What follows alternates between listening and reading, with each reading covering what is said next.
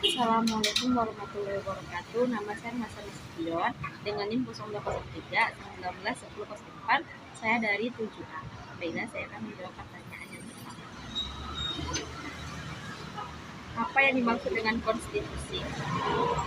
Konstitusi adalah keseluruhan sistem ketatanegaraan suatu negara yang berupa kumpulan peraturan yang membentuk dan mengatur pemerintah dalam pemerintahan suatu negara.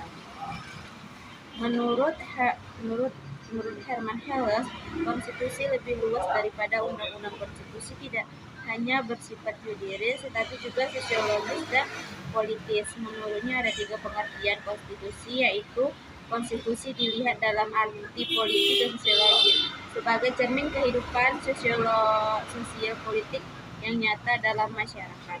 2. Konstitusi dilihat dalam arti juridis sebagai suatu kesatuan daerah hukum yang hidup dalam masyarakat. 3. Konstitusi yang tertulis dalam suatu naskah undang-undang sebagai hukum yang tertinggi berlaku dalam suatu negara.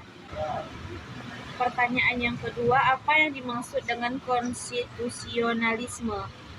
Sesuai dengan istilahnya, berarti paham atau kepercayaan tentang substansi dari konstitusi, yaitu paham atau kepercayaan yang digunakan dan dijalankan dalam bernegara.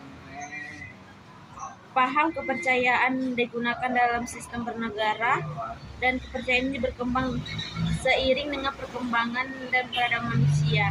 Oleh karena konstitusionalisme tidak dapat hanya diketahui dari dokumen konstitusi, tetapi juga bagaimana praktik kehidupan bernegara.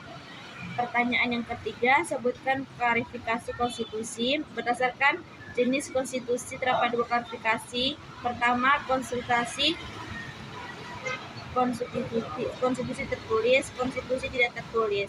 Konstitusi tertulis adalah konstitusi dalam bentuk suatu dokumen hukum tertulis yang memiliki kedudukan hukum yang khusus dalam penyelenggaraan negara. Mungkin sampai di sini jawaban saya. Bila ada yang salah, assalamualaikum warahmatullahi wabarakatuh.